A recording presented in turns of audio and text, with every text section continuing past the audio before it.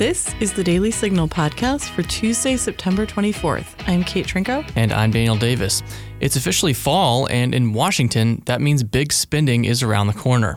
Our colleague Rachel Del Giudice recently spoke with a group called Open the Books to take a look at out-of-control spending at the end of the year. We'll bring you that interview. Plus, climate activists are going nutso this week in D.C. and at the UN. And if you're enjoying this podcast, please be sure to leave a review or a 5-star rating on iTunes and encourage others to subscribe. Now, on to our top news. Well, as the United Nations General Assembly gets underway this week, President Trump kicked things off by delivering a speech on religious liberty and persecution around the globe. He noted that 80% of the world's countries lack sufficient protection for religious liberty and called on world leaders to bring about change. Here's a piece of that speech. As we speak, Jews, Christians, Muslims, Buddhists, Hindus, Sikhs, Yazidis, and many other people of faith are being jailed, sanctioned, tortured, and even murdered, often at the hands of their own government, simply for expressing their deeply held religious beliefs. So hard to believe. Today, with one clear voice, the United States of America calls upon the nations of the world to end religious persecution. The UN's role in pushing a pro-abortion agenda is no secret. On Monday, Alex Azar, Secretary of Health and Human Services, made remarks at the UN about changing how the organization discusses abortion. Azar read a statement he said was supported not just by the U.S., but by 19 countries around the world, including Brazil, Egypt, Russia, Nigeria, and Poland. Azar said, quote, "We do not support references to ambiguous terms and expressions, such as sexual and reproductive health and rights in UN documents, because they can undermine the critical role of the family and promote practices like abortion in circumstances that do not enjoy international consensus and which can be misinterpreted by UN agencies." He also said, "Such terms do not adequately take into account the key role of the family in health and education, nor the sovereign right of nations to implement health policies according to their national context. There is no international right to an abortion, and these terms should not be used to promote pro-abortion policies and measures." Well, President Trump is defending the idea of raising corruption as a topic of discussion with foreign leaders amid accusations that he had improper conversations in July with Ukrainian President Volodymyr Zelensky. Speaking to reporters at the UN Monday, Trump said he has a responsibility to raise the issue of corruption, saying, "We're supporting a country. We want to make sure that country's honest. It's very important to talk about corruption. If you don't talk about corruption, why would you give money to a country you think is corrupt? One of the reasons the new president got elected is he was going to stop corruption. So it's very important that on occasion you speak to somebody about corruption." End quote. Well, that comes as multiple outlets have recently reported that the president pressured the Ukrainian president to investigate the son of former Vice President Joe Biden.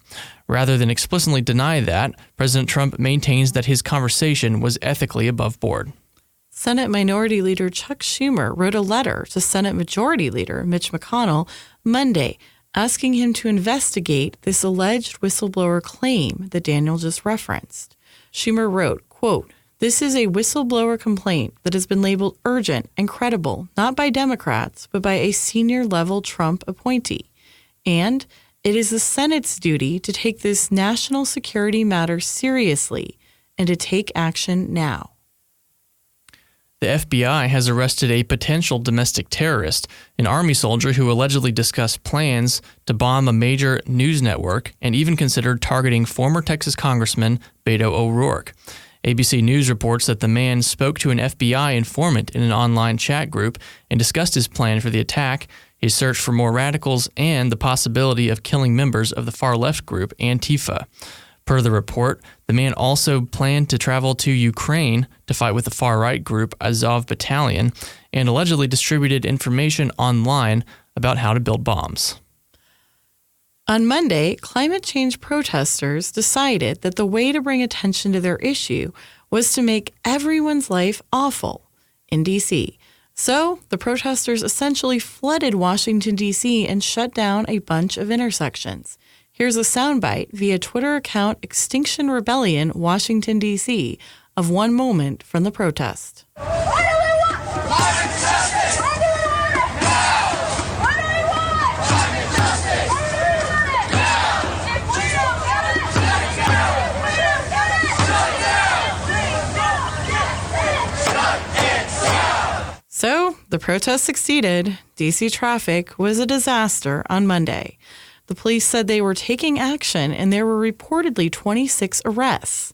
But frankly, it's hard to imagine that if pro-lifers did this stunt, there wouldn't be more arrests and there wouldn't have been more folks hauled off the streets right away. Up next, Rachel's exclusive interview about upcoming federal spending. Tired of high taxes, fewer healthcare choices, and bigger government? Become a part of the Heritage Foundation.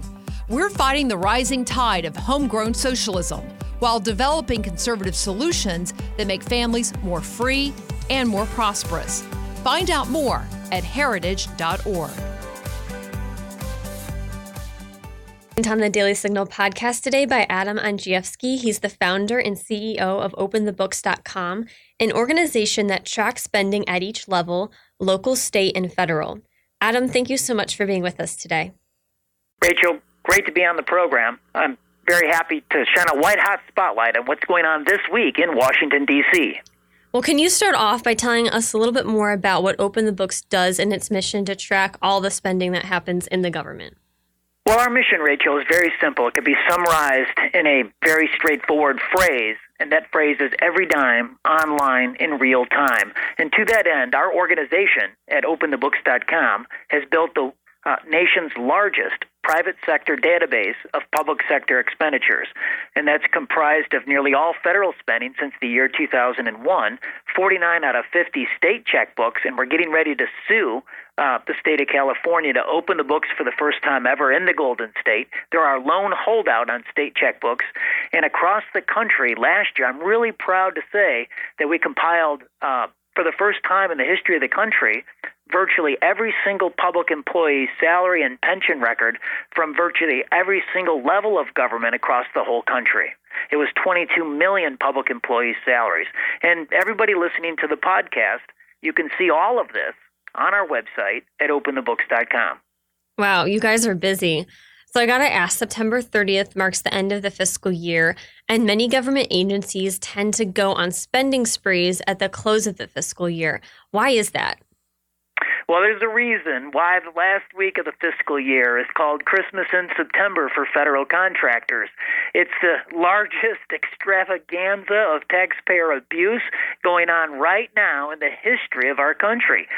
This is a period where the agencies are spending down their budgets this year, so they'll get an appropriation from Congress that's the same or larger next year. It's called use it or lose it spending. It's a spending binge, and some agencies, Rachel, are going to spend $1 out of every $5 in contracting on the year, and they'll spend it this week in the final week of the year. Wow.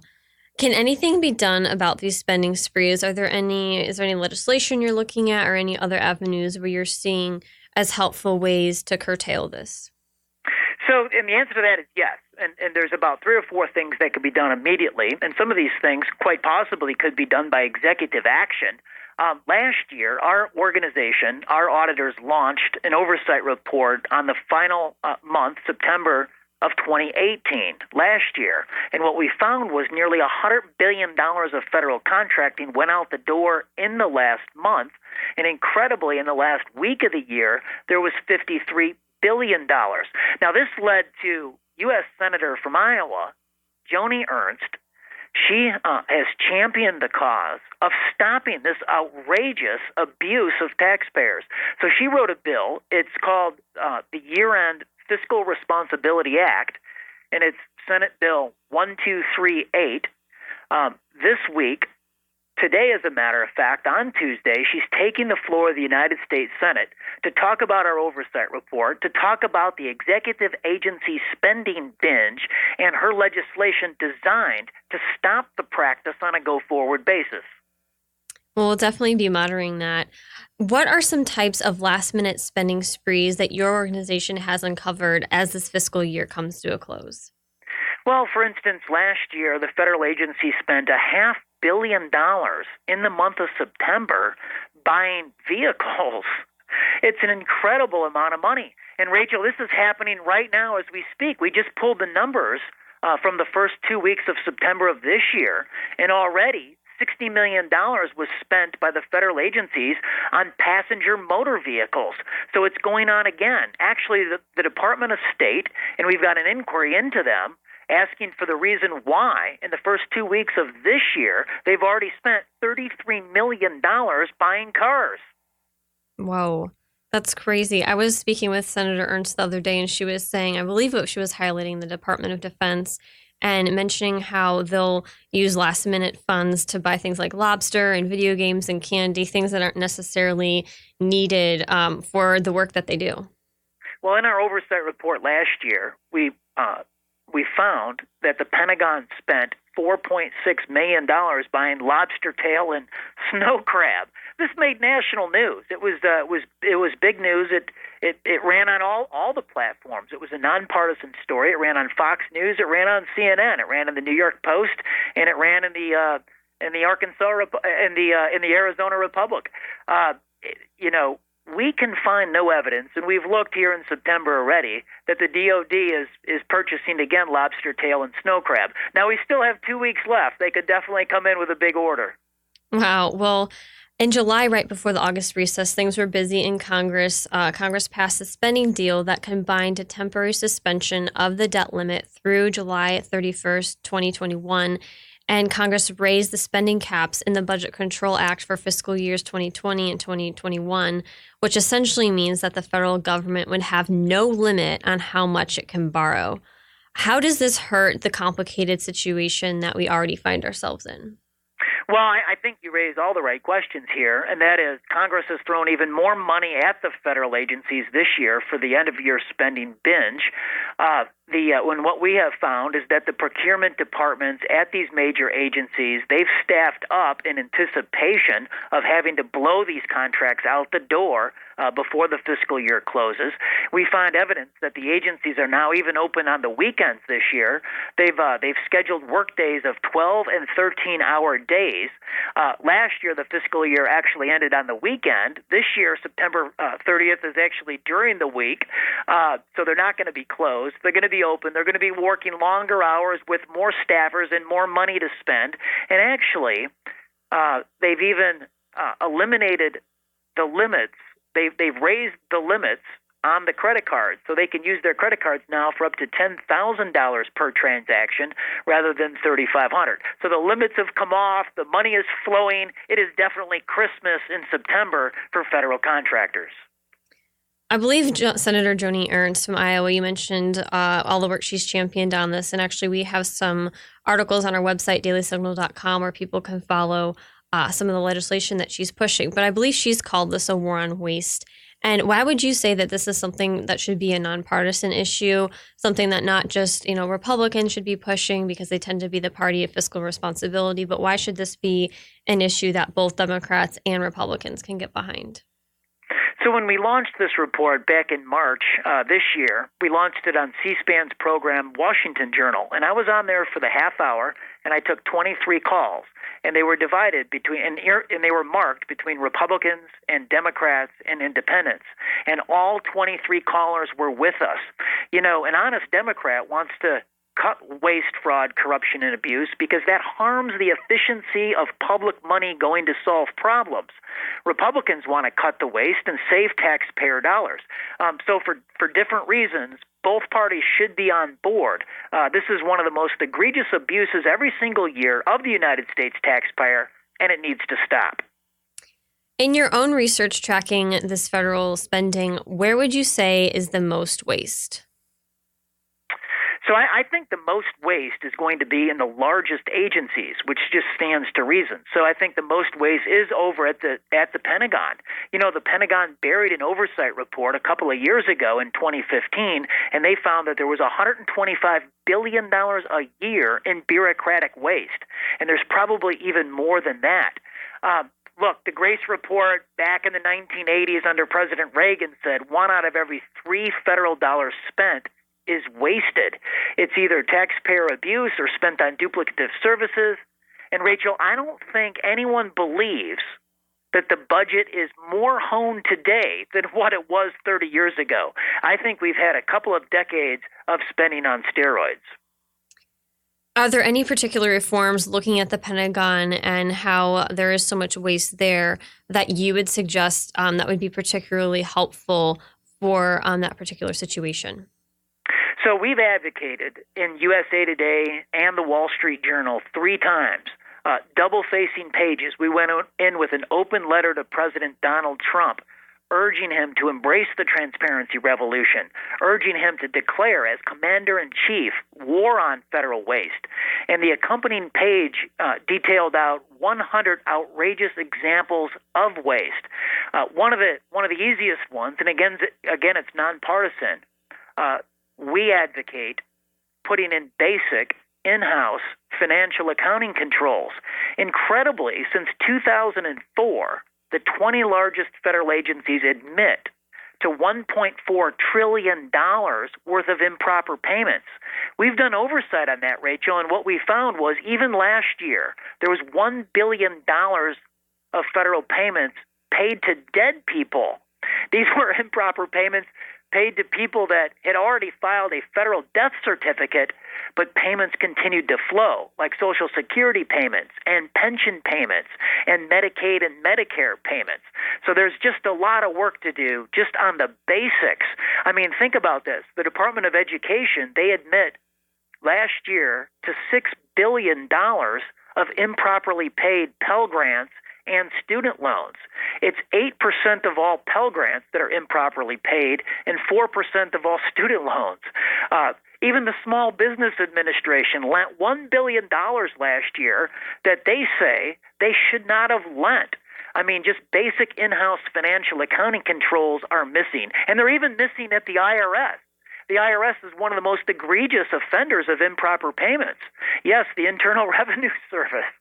They administer the Earned Income Tax Credit, and every year they admit to $18 billion. 1 out of every $4 in that program is improperly paid out.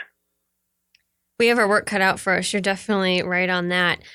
In your own research, especially looking at state spending, what are the states that are some of the worst offenders for use it or lose it spending? So we haven't done use it or lose it analysis in the states, only at the federal level. But I can tell you the state where we're headquartered, where OpenTheBooks.com is headquartered, is in Illinois. And Illinois is the Super Bowl of corruption. In Illinois, we're very, very familiar with, and we got our start here, honing our oversight models. And we've got a phrase for the waste in Illinois. It's all legal in Illinois. These are legalized money laundering schemes. And in Illinois, one of the biggest schemes that we face as a state, and it's actually bankrupting our state, is the level of public employee salary and pensions.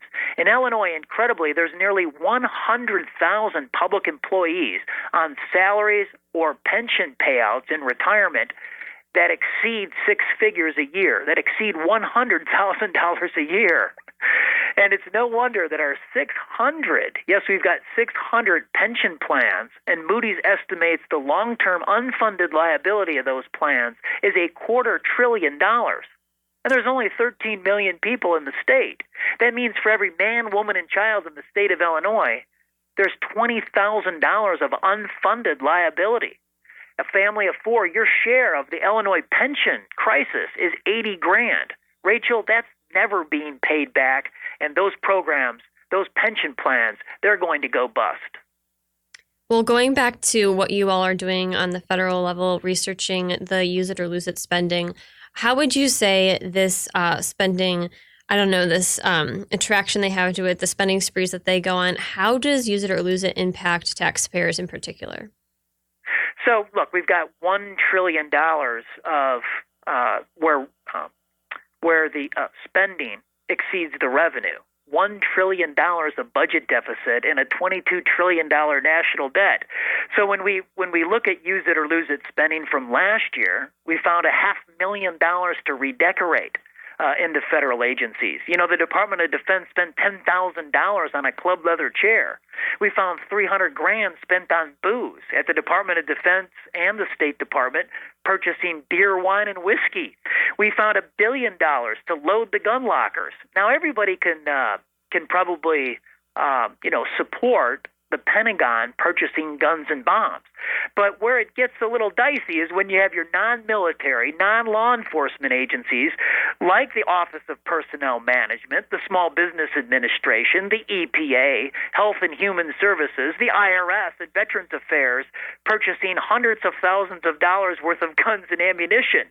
And we see that again in this year's numbers. $17,000 went to purchase bullets for the equivalent over at the VA for their police force of AR-15s. We found last year $10 million was spent on workout equipment and recreation equipment, including $12,000 on a foosball table. We found $500,000 spent on self-promotion, PR, public opinion, research and communication and advertising in the final month of the fiscal year. And of course, we had that $300 million spent on vehicles. That's incredible. It's like you wouldn't believe it unless you actually saw the research to back it up. And that's why what you're doing is definitely so important. Final question, looking ahead, especially at the younger generation, people around my age who are maybe in their first job, getting started and are real mesmerized by issues like climate change and others. Why is this issue, the issue of federal debt and spending, so very important and something that we should be tracking and caring about? Well, Rachel, it's unfair to your generation that my generation gets to spend and borrow and bond your generation for all of our bills. It's grossly unfair. And I think that's just another reason. Look, this is a moral issue at the end of the day. You know, the waste and excessive spending of hard-earned taxpayer money to our auditors at OpenTheBooks.com and the nearly 300 people that subscribe to our messages. This is issue number one. We believe, as our honorary chairman, Dr. Tom Coburn, the legendary former U.S. Senator from Oklahoma, also believes, as does the former chairman of the Joint Chiefs of Staff under Barack Obama, Admiral Mullen, that the number one security issue facing the country is our national debt. We've got to stop spending and stop wasting taxpayer money. Well, Adam, we appreciate you so much being on the podcast today. Where can listeners follow your work? So just come to openthebooks.com and sign up for and become a subscriber, or download our free app for Apple and Android. It's very innovative. It's called Open the Books, free in the Apple Store and the Google Play Store. And what you have on that is you have the 22 million public employee salaries at every level across the entire country, right in your own zip code, in your own neighborhood. Finally, you can look up and you can see who, by name, works for which government agency, school district, municipality, and how much they make. Well, we've been speaking with Adam Andrzejewski. He's the founder and CEO of OpenTheBooks.com. Adam, thank you so much for being with us.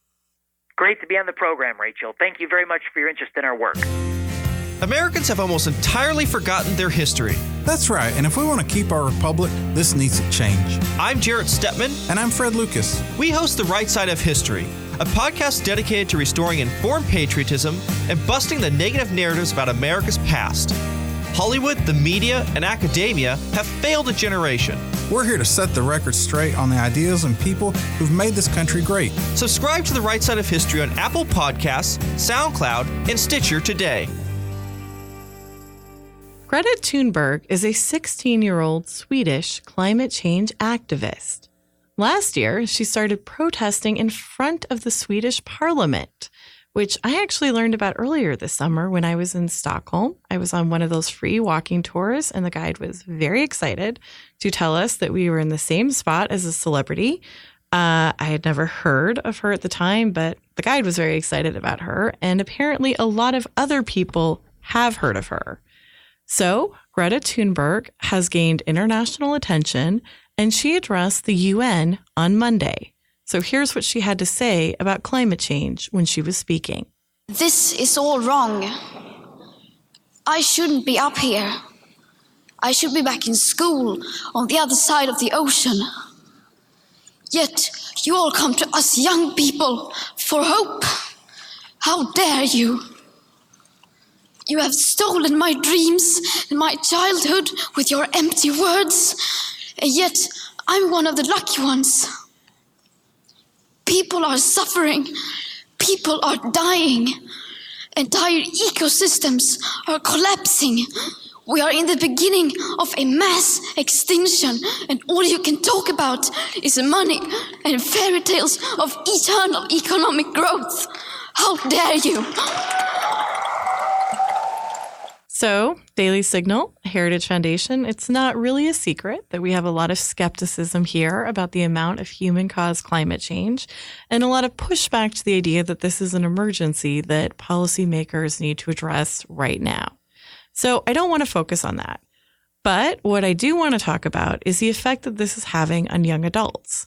I think it's pretty clear, you just heard the clip, that Thunberg is personally devastated by climate change fears.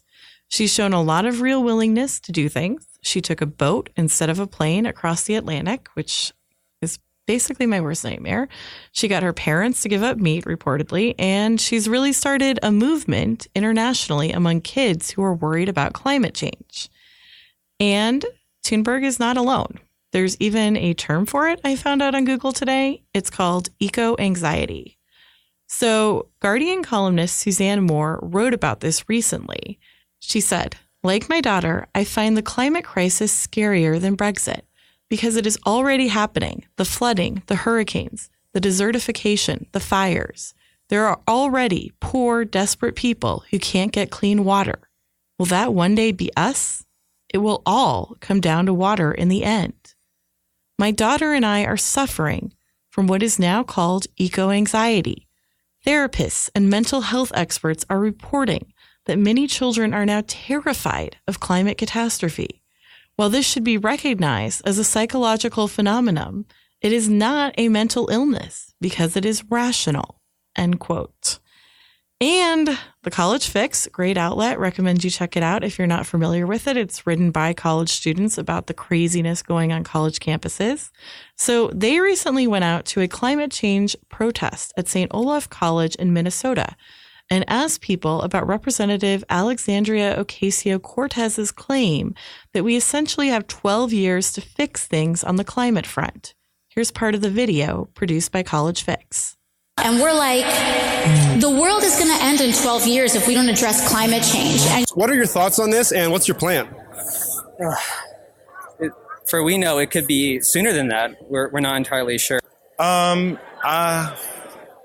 I don't really know. You never know with science. I haven't seen that figure, but I'm sure it's believable, and it's concerning, the lack of time that I think we have left.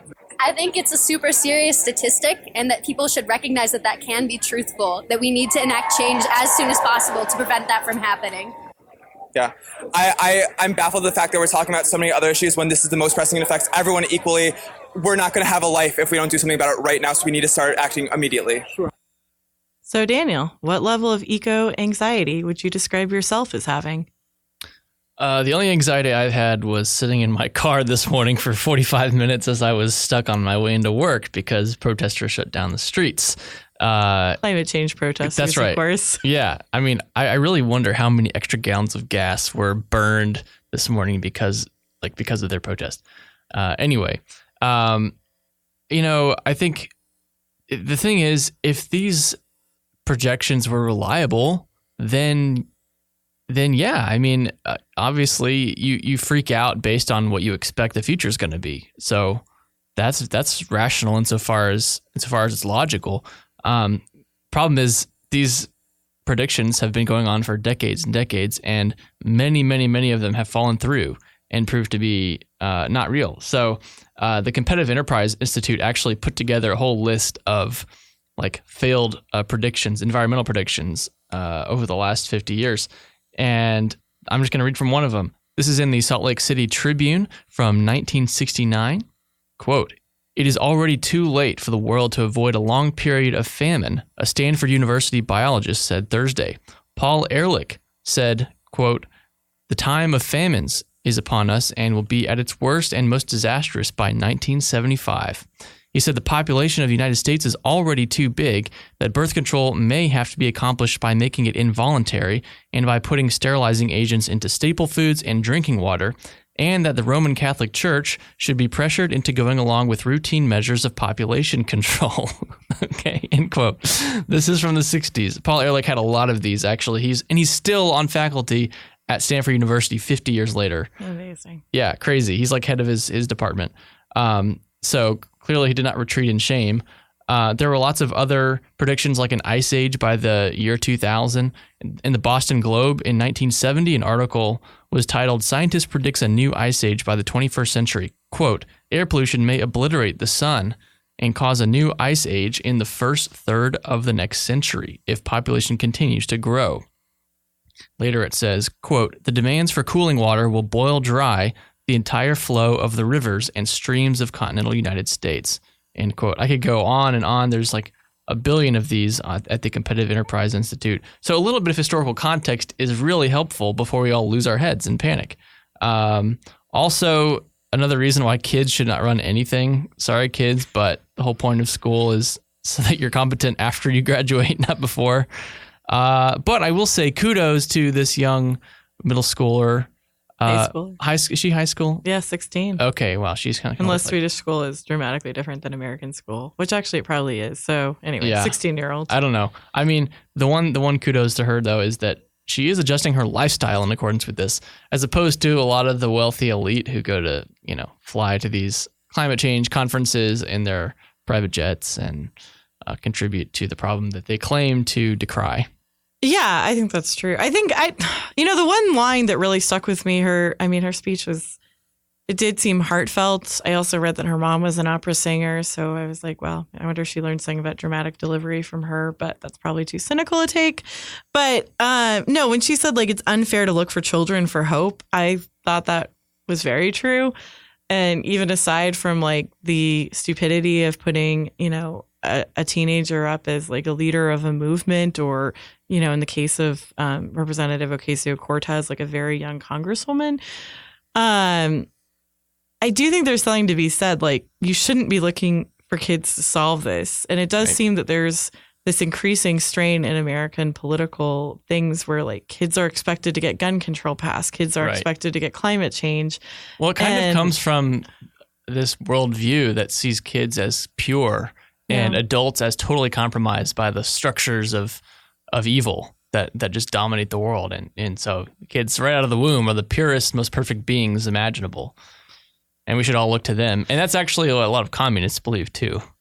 So let's look at history. Which is interesting because, of course, Western civilization was founded on Christian thought, which sort of said, hey, they have the effects of original sin. That's right. And you need to overcome that. Yeah. It's not like your little through education angels. It's the opposite sort of inclination. Yeah, it is terrifying to be led. But also, I just reading this stuff about the eco-anxiety just made me so sad and just think, what are these liberal parents doing? Like, Greta will never be a child again. And here she has this massive anxiety, sadness. It just seems to me that parents, I don't think you should shield your kids. I mean, like, I don't think pro-lifers should shield their kids from abortion, certainly not when they're teenagers. But it does seem that, like, from a parenting perspective and from a societal perspective, we should be encouraging hope and resilience and not catastrophic thinking. Believe that change can happen. I don't know. The amount of despair just really upset me. Yeah, it kind of reminded me of, not that I was there, but I heard about the 1950s and kids having to sit through the duck and cover videos. You remember duck and cover? I don't remember, but I've heard about it from my parents. Yeah, and like, in case of a nuclear war, if there was a nuclear bomb going to go off, telling the kids, yeah, but if you get under your desk and you cover yourself in the right way, or jump, next to the curb on the street, you can protect yourself. And on the one hand, like, I guess there is a kind of hope. It's totally false hope. You're not going to survive a nuclear blast. But sorry, guys. But I feel like telling kids about the disastrous effects of a nuke is just not good for them anyway. Like, why do they need to know that? Especially if it happens near them, they're going to be gone. Yeah, that's an interesting point because I don't actually know. I generally say you should tell them, but now I'm wondering if I'm a hypocrite. Well, on that note, we'll leave it there for today. Thanks for listening to the Daily Signal podcast, brought to you from the Robert H. Bruce Radio Studio at the Heritage Foundation. Please be sure to subscribe on iTunes, Google Play, or SoundCloud. And please leave us a review or a rating, but not your politically interested kid, on iTunes to give us any feedback. We'll see you again tomorrow. The Daily Signal podcast is executive produced by Kate Trinko and Daniel Davis. Sound design by Lauren Evans and Thalia Rampersad. For more information, visit dailysignal.com.